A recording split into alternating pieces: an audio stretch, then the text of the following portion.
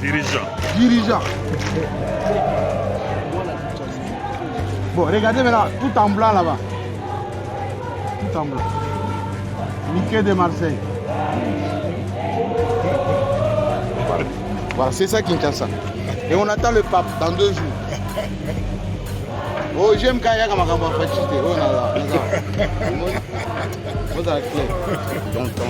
Longtemps oublié de tout le monde, mais autant plus déterminé à vivre et qu'à se pérenniser dans le temps. Il serait important que tous les Kinois soient mobilisés afin de venir accueillir ces grands hommes à Kinshasa, en ce lieu où nous sommes maintenant là, pour célébrer un grand événement, celle de la visite d'un homme tel que le pape François. Voilà, l'ambiance a déjà commencé. Nous pouvons appeler ça l'ambiance papale. Ici sur le site de Ndolo, les Congolais sont déjà en effervescence en attente de l'arrivée du pape François. Comme vous le voyez vous-même.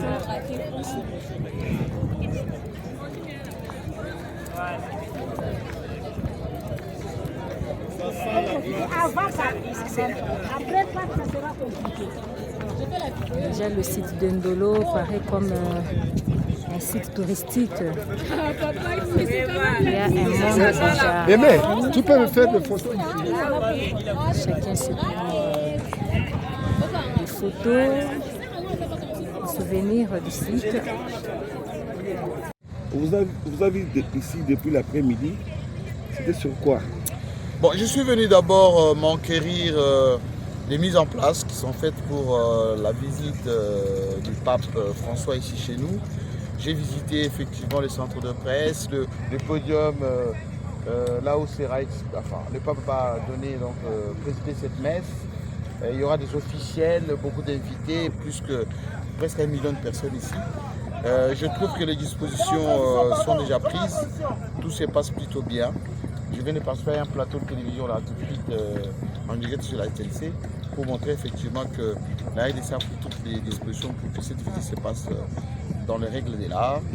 Et j'ai invité les journalistes de Kinshasa de faire ce travail avec beaucoup de patriotisme parce que ça y va de l'image de notre pays. Est-ce que la simple présence du pape en RDC peut contribuer au rétablissement de la paix parce qu'il va trouver un pays déchiré par la guerre? Le pape, c'est une opportunité pour faire passer beaucoup de messages. Il sera accompagné de beaucoup de personnalités.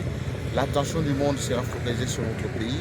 C'est à nous, Congolais, de profiter de cette visite pour capitaliser absolument, de sorte que nos morts, nos difficultés soient encore plus connues, plus présentées au monde entier, pour que notre message passe et ce qui nous acquiesce s'arrête parce que c'est effectivement très important. 38 ans après, le pape va piétiner le sol congolais. À qui vous attribuez cette victoire? Au gouvernement congolais ou à l'Église catholique? Non, je pense que ça fait partie du programme. Le pape, c'est un itinérant. Jean-Paul II était venu ici. Depuis 30 ans, on n'a pas eu la chance d'avoir un pape pour multiples raisons. Maintenant que celui-ci a accepté de venir, il est en tournée et ici en RDC et au Soudan du Sud. Notre diplomatie a aussi pesé, mais ça faisait longtemps qu'on avait attendu un pape. Tant mieux qu'il est venu maintenant. Il n'y a pas de victoire pour quiconque. C'est d'abord la volonté du pape lui-même, parce que la RDC est un pays catholique, n'oublions pas. Et là où il y a les catholiques, le pape doit y venir. Et il est venu pour ça, justement. Vous êtes président de l'UNPC Kinshasa. En ce moment, qu'est-ce que vous pouvez dire aux journalistes qui vont couvrir l'événement? Eh bien, qu'ils fassent très bien leur travail, qu'ils couvrent cet événement avec beaucoup de professionnalisme, beaucoup de patriotisme et surtout qu'ils ne nous attribuent pas la victoire ou les succès à quiconque. Non, on n'est pas là pour ça. On est là pour le Congo, ils doivent servir leur pays et surtout montrer au monde qu'au Congo, il y a des bons journalistes et des professionnels qui ne sont pas là seulement pour les bricolages, les polémiques ou des anecdotes. Voilà. Un message pour le public aussi qui vous suit et les autorités congolaises. Oui, que les autorités facilitent le travail aux journalistes, qu'il n'y ait pas trop de brimades. Voilà, nous allons faire ce travail pour le pays, pour l'image de la RDC. Et ça sera bien fait. Merci beaucoup Jean-Marie Kassanga. Merci.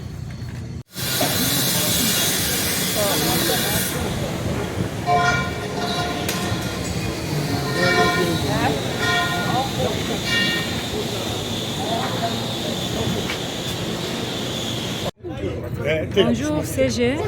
Bonjour. Vous pouvez d'abord présenter votre nom. Je me nomme Joël Mounanga, secrétaire général et porte-parole du comité directeur de l'ASBL Banakina. Dans 2 ou 3 jours, nous allons accueillir le pape sur notre sol, le sol congolais.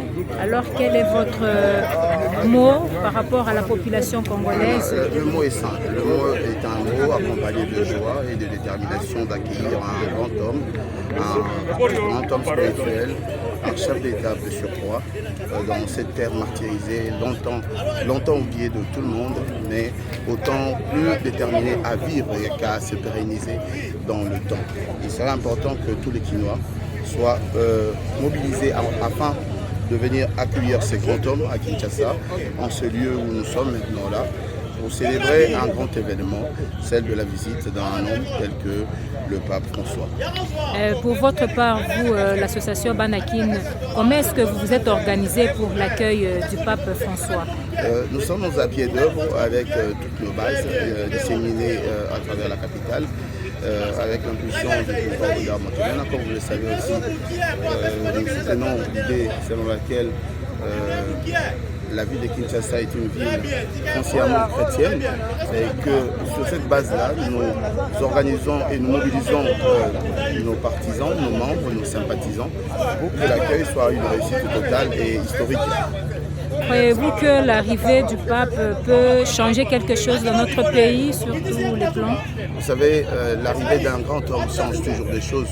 La donne, elle est diplomatique, la donne, elle est doctrinale, elle est spirituelle. Autant de données peuvent converger en fait nos volontés de mettre fin à la guerre, fin à la manigance extérieure, fin à l'ingérence extérieure de mauvais goût. Et nous allons devoir, nous n'avons pas le choix, c'est une grande visite et c'est à nous d'en faire ce que nous voulons. Il suffit de mettre de la volonté et d'appliquer ce que nous aurons à entendre par le message de bonne foi et de paix qu'il apportera. Merci beaucoup, Céline. Merci.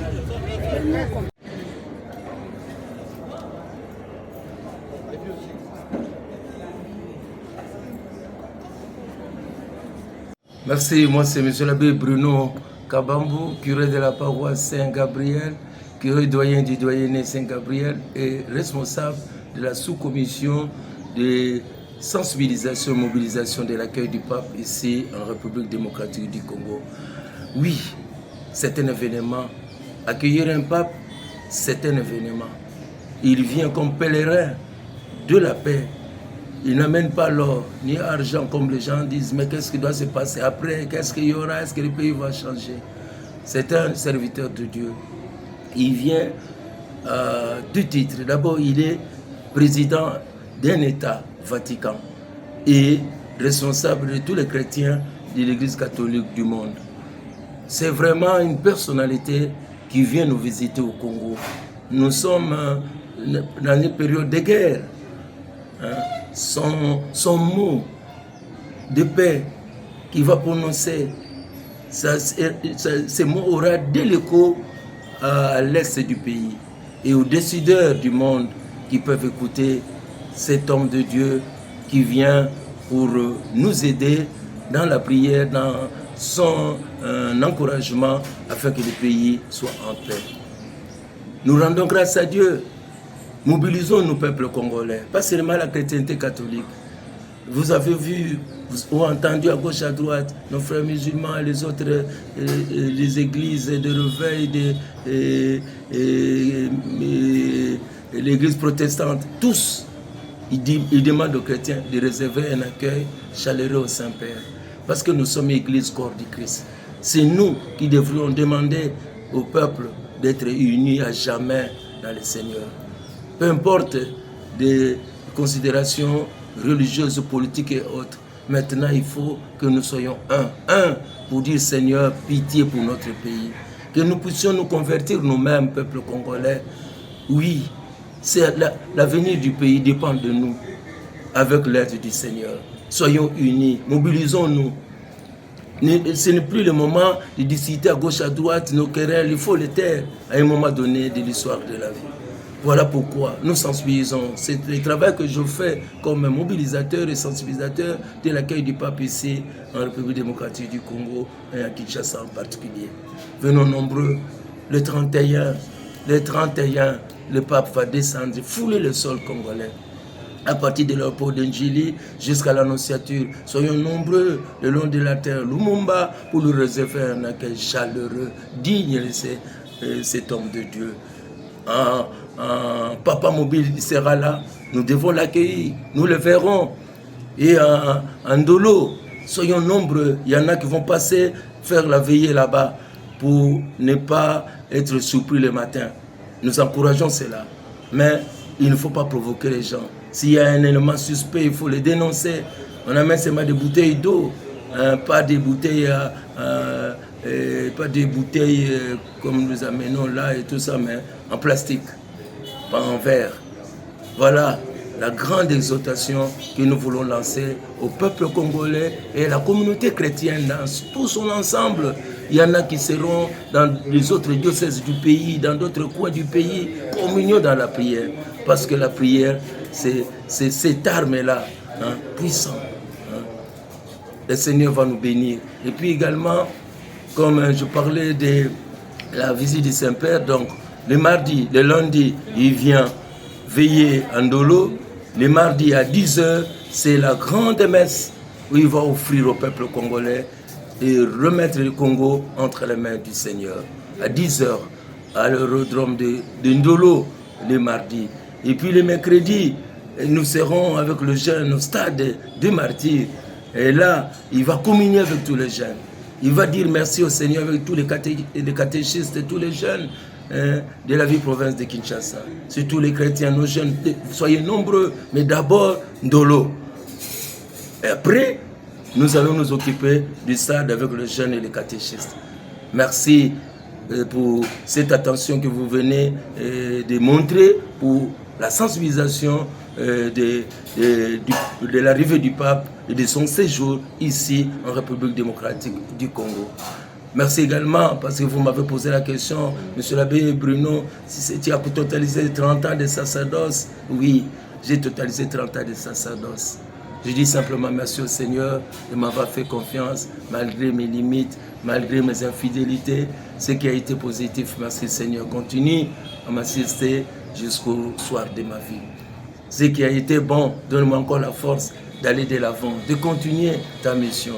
Je rends grâce à Dieu pour toutes les personnes qui ont prié pour moi dès la jeunesse, dès la formation, dès le premier pas dans le sacerdoce, des paroisses où je suis passé ici et là à Kinshasa. Peut-être par faute de temps, mais je dis dans son ensemble, merci. Et aujourd'hui, à la paroisse Saint-Gabriel. Merci également à vous, communicateurs, vous, les hommes de la presse, parce que ce que vous faites, ça nous donne également la joie d'avancer et de demander aux gens à travers vous pour que les gens prient pour nous. Nous ne sommes que des serviteurs inutiles, prêtres, pas pour nous-mêmes, prêtres pour les hommes. Si vous priez pour nous, le Seigneur vous bénira, parce que nous serons des bons prêtres, des saints prêtres qui vont vous montrer le chemin du Seigneur. S'ils ne sont pas des bons prêtres, c'est vous qui perdez. Priez pour nous, pour que l'humanité ne domine pas sur la sainteté que nous devions afficher. Et nos paroles, nos dires et le faire doivent marcher ensemble. C'est grâce aussi aux médias, parce que les médias élèvent, les médias peuvent aussi vous abaisser. Mais pour vous, c'est pour montrer au peuple de Dieu, voilà un serviteur de Dieu, priez pour lui, aider pour qu'il soit là, un bon serviteur jusqu'au soir de sa vie. Merci beaucoup, monsieur l'abbé. À moi de vous remercier. Merci. Ça, c'est Nyota. Voilà. Nyota, ça va passer aussi à la RTNC2.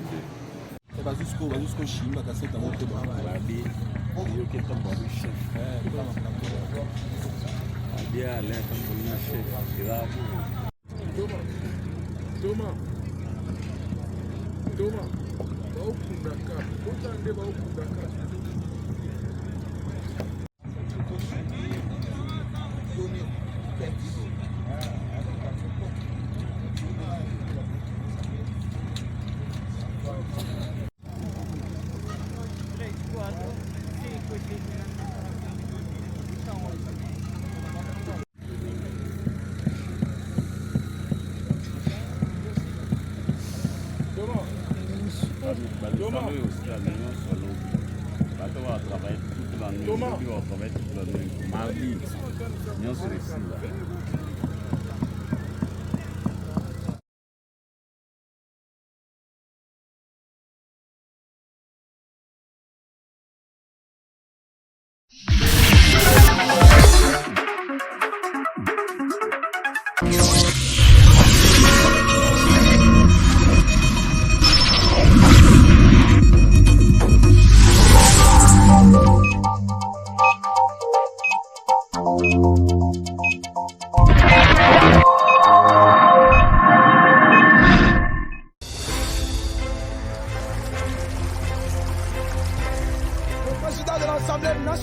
La session de septembre 2022 ouverte le 15 septembre dernier à la chambre basse du Parlement est celle de tous les enjeux. Au cours de la séance inaugurale, le speaker de cette chambre, Christophe Mbosonko Diampouanga, a salué le courage patriotique et panafricaniste qu'a animé le chef de l'État congolais Félix-Antoine Tshisekedi Tshilombo du haut de la tribune des Nations Unies en marge de la 77e session ordinaire de l'Assemblée générale de l'ONU.